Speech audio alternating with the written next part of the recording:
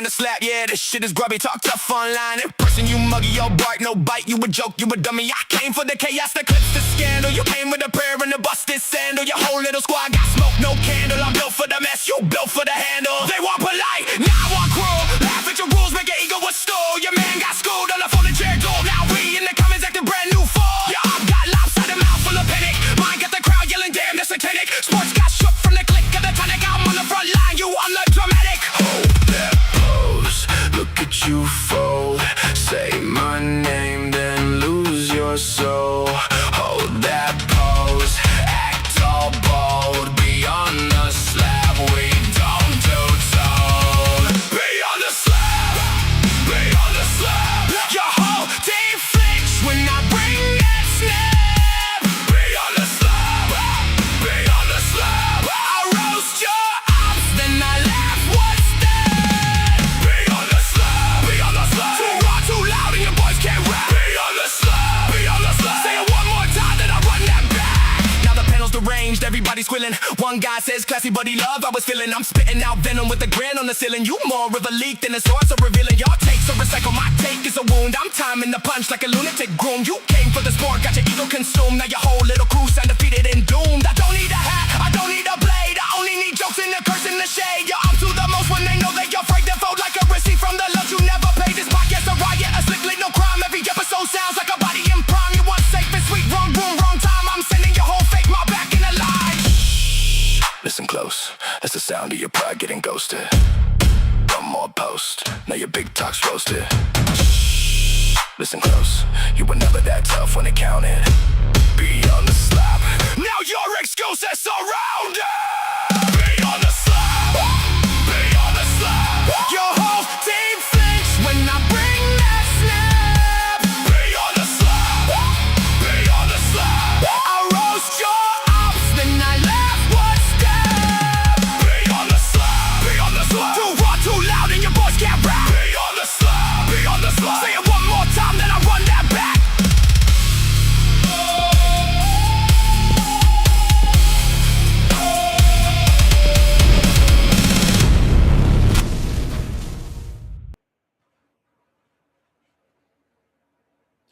What is going on, people? Welcome to this special edition of Slap Chat Live. I am your host, Terry, coming to you live from the Las Vegas Strip. Man, I know a lot of you are waiting to see my response about last night. I will tell you that I got a lot of emails, and a lot of you are saying, describe it as one thing in particular, as a shit show. So many people have used that term. We're going to get straight into it. But a couple things I want to talk about tonight. And I want to talk, this is not a knock at anybody in particular. This is more or less my personal opinion as I open this show. I will say this, that over the years of covering this sport, the newer people that have come along just don't party like they used to. I will say that. I'm a 50-year-old dude, you know, and for me to say that for the younger generation, a lot of these people, they go to they're going to bed at like 7 o'clock here in Vegas and shit. And I'm like, I don't know what was worse. The ones that were running down the street in Henderson barefooted and making headlines that way, or the ones that go to bed at like 5, 6 o'clock here in Vegas. But I will say the biggest difference I notice is the newer generation just doesn't party like the OGs of this sport. That's for damn sure. And that's not to say all of you. Some of you can definitely throw the fuck down. That's for sure. But the overall majority. I do want to talk about Road to the Title. Now, if you watch this sport from the beginning, there was two shows that kind of brought you up to live events. Of course, there was a comedy series, Slap Mountain over from Slap Fight Championship, and then they had Road to the Title from Power Slap. I will say this. I miss Road to the Title. That really helped us podcasters to begin with. We got to learn a little bit about the fighters and stuff. But that was a huge thing that I looked forward to. I believe it was Wednesday nights that it came out. It was something to look forward to in this sport when there was nothing going on. I get that they stopped doing the show more than likely over budget reasons. You know, they weren't making enough after spending that much. But, man, bring back Road to the Title, man. Bring it back. That show was amazing. Got to learn a lot about some of the fighters. And I that's my opinion. A lot of fans have said the same thing. I asked about that last year. It never came back. There's a lot of things that never came back, and we won't get into leaf cards. But if I had to give an opinion, and I don't, but I'm going to, if I had to give an opinion, my favorite bunch out of all 3 seasons, I would have to say it would probably be the one that more than likely probably caused the show to end in season 3. There was some wild fuckers in season 3. That's for damn sure. You know, there was some stuff that you guys didn't see on camera and stuff that I discussed. I won't go back into. But even what you did see, I would say season 3 definitely was a wild pack, man. You know, Tyler Gross puking and partying until he pukes. Pono, of course, you know, great leader. I hope they bring back that show, man. But if I had to pick a favorite season, I would say season 3 people really fucking stood out. Of course, there was Slap Jesus in season 1, you know, running barefooted and Henderson and shit, stuff that you guys didn't see on TV. And that's for another show. Now, this is the one that everybody wants to hear. Anthony DeFrank. Anthony DeFake, I call him. I've been calling this guy out since the beginning. Before he was a pussy, he was a nobody. And I was calling him out then. This is a guy that when I approached him, before he did anything for the sport, he wanted to charge $500 for a fucking interview. I was like, you want to charge me $500 fucking dollars? Are you shitting me? I think you had that backwards. But that was the most pussified thing I've ever seen in anything covering or even watching slap fight or any combat sports. That was nothing short of a fucking abortion. It was embarrassing, but people, I do want to tell you something. You guys don't understand. For the bookers, I feel bad for the people that booked the fight and the fans that paid, although I'm going to get into that in a minute. The fans that did pay to go see the fight, they were robbed by Anthony DeFrank. I hope that fucking little turd did not get fucking paid for that. In fact, I hope Brian Scambler got his pay for taking them slaps and then have him doing that pussy shit he did. That was, I don't know how to describe it. I think we all agree that was just not good for the sport. And it showed why I put this guy in fucking dresses and said he would be the first women's champion. That's for damn sure. That guy is straight up bitch, and I've been saying it from the beginning. Just unbelievable. But for bookers, you guys don't understand this. There's been times in the past where fighters did not show. In fact, I was going to do a whole event or a whole podcast on what I refer to as the Nightmare in Nigeria, where nobody showed. So this is not new. This is just the first time it's happened on a world stage, if you will. It has happened in SFC, and in fact, I was talking to JT about that. Ironically, this past week about the guy that never showed. Somebody put a pillow out for him, and he just didn't show last minute. So, DeFrank, that was. I think everybody in the sport sees who you are now. I've been calling you the pussy you are since the beginning, and they see it now. And what you did was humiliating for Power Slap, for new fans that were brought to the sport to check it out, and for the sport itself, man. And I hope you never get another fucking shot at anything, you retard. Now, I do want to cover some good things because there was some fouls. I will get into it that weren't called, but one referee really stood the fuck out, and that's Mike Beltran. Mike, I like you. I think you're great as a referee. Of course, nobody's perfect, but I think what you did was amazing job last night. Mark Smith did a good job, and people were going to be shocked that I say this. But even that other dude, what the fuck is his name now? The one that everybody thinks cheats. Even that dude did a good job calling out a stepping foul from the side. I can't even think of his fucking Jason Herzog. Even he called the foul. Now there was some that were really nasty stepping fouls that didn't get called. I get it, but I will say, Mike Beltran, amazing job last night. I loved what you did, and then how you guys called the fight. Didn't sell that Anthony bullshit. Good job by the referees, even though there was some fouls, and I'm not going to get into them tonight. Also, congratulations to both coaches. Brandon, as always, great job, Brandon. You had your work cut out for you. Both you guys did with the women. Brandon, I heard you over there on the side with the Black Swan. And, you know, you try to talk to women Anybody that's married, and Brandon's a married man, he understands when you try to talk to women, sometimes they're just not so easy to talk to. So, Brandon, you handled that situation very well. We heard you on TV. Good job. And also, Manny. Manny, amazing job. I was surprised to see you last night. I wasn't sure who the other coach was. I didn't get that information. I've been super busy at work. Um, but it was you amazing job. And when you told, I forget which fighter it was, when you said the referee's on some bullshit, man, you had that right. You definitely had it right. So good job on both coaches.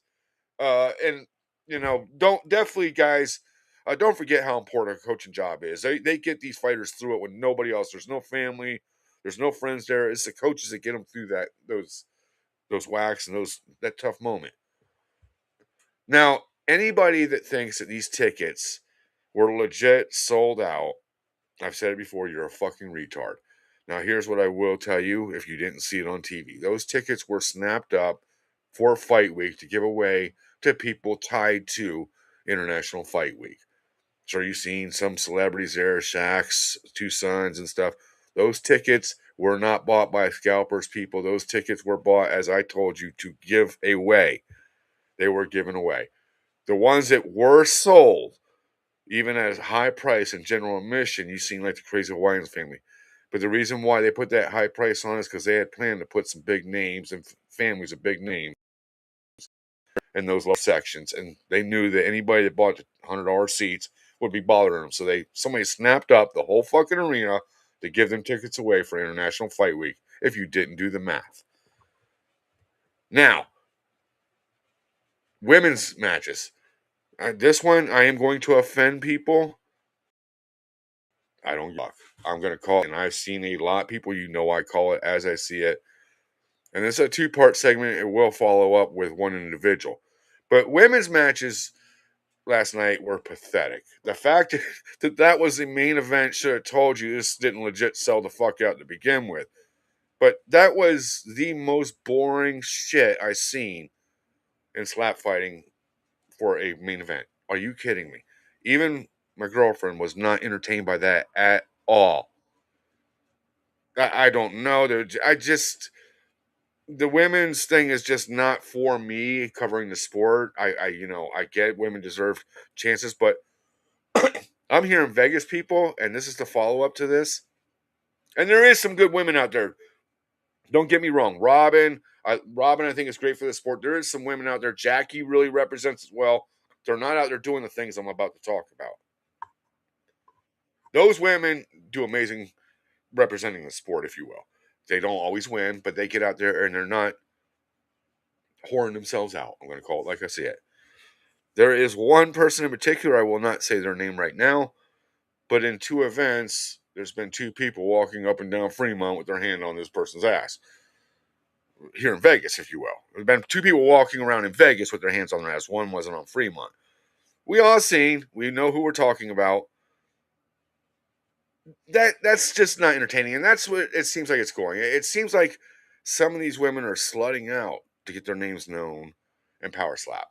And it's just not entertaining, it's not appealing, it's almost disgusting to see what I'm witnessing here in Vegas. Some of these women with different people on the roster each time they come to town, and they're not even on the card. Some of these people have 4 kids at home, and they're still up here with a different guy on the roster with their hands on their ass every fucking event. I'm going to call it like I see it. The whoring out shit is just really not appealing. I don't know the direction they're wanting to go with Power Slap, but this is why I don't like the women in sports like this. It's because when they're not good at it, they try and get in other ways, if you will. And I'm seeing that here in Vegas, and it's disgusting. And, and I'm sure many of you know who I'm talking about. Now, I'm going to follow up with this one with somebody in particular.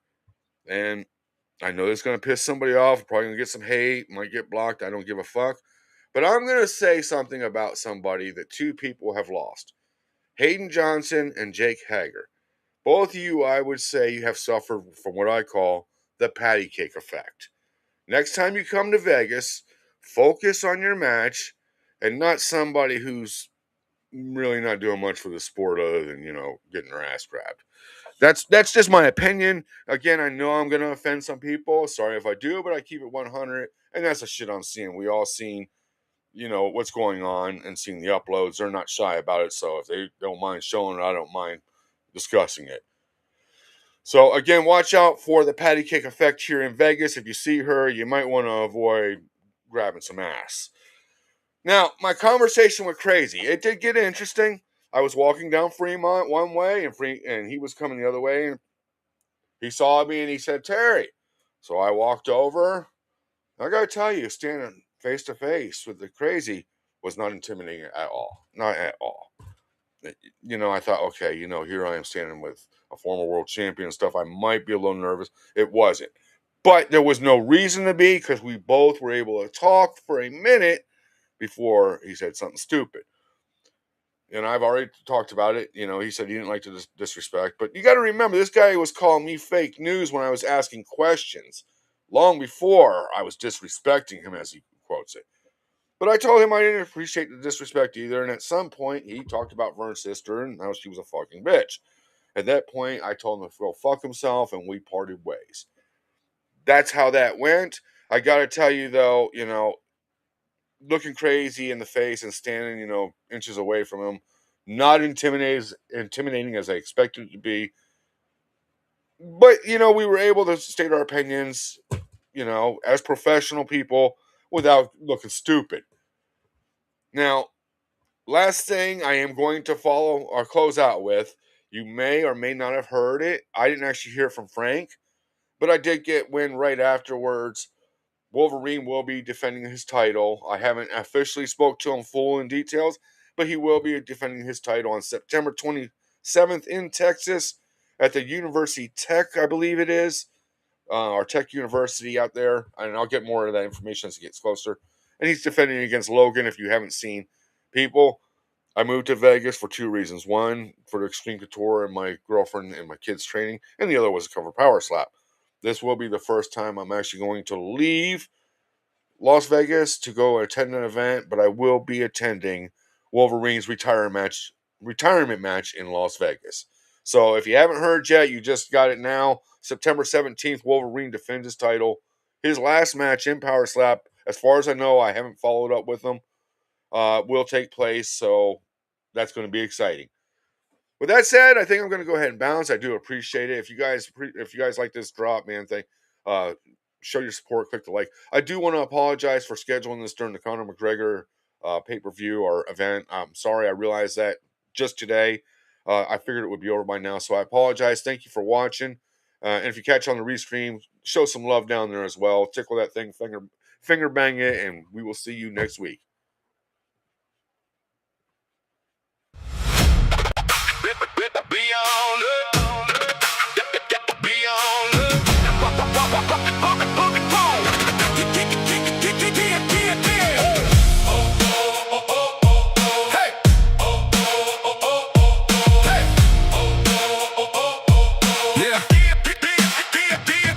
In the booth with a grin in the crack. Got a phone full of dirt in the mouth that don't slack. You sniff out the frauds when they pump up their chest. Say you swung at a myth, now confess to the mess. He don't babysit nobody, he don't play nice. He'll peel back the mask and he'll charge you twice. If you slap got staged, if you brag got thin, he'll laugh in your face and he'll do it again. You came for the clout, you came for the gas. Now everybody knows you fake like glass. Beyond the slap, beyond the slap. Uncle Terry got bite and he don't cut slack. Beyond the slap, beyond the slap. He calls out the frauds and he laughs right back. Beyond the slap, beyond the slap. Big talk, small hits, now your story got cracked. Beyond the slap, beyond the slap. Uncle Terry swings first with the truth in the track. He got balls in the room, got nerve on the mic. Every wannabe champ gets cooked on sight. If the slap fight's flimsy, he'll smell it in the air. Then he point to the booth like, boy, sit there. Who signed off on this clown with the bargain bin scheme? You'll make a whole episode at your busted up dream. Fraud fighters fold when the questions get mean. And Terry keep grinning like, that's what I mean. Pose for the post, you beg for the flash. Now the replay hits and the whole thing splash. Beyond the slap, beyond the slap. Uncle Terry got bite and he don't cut slack. Beyond the slap, beyond the slap. He calls out the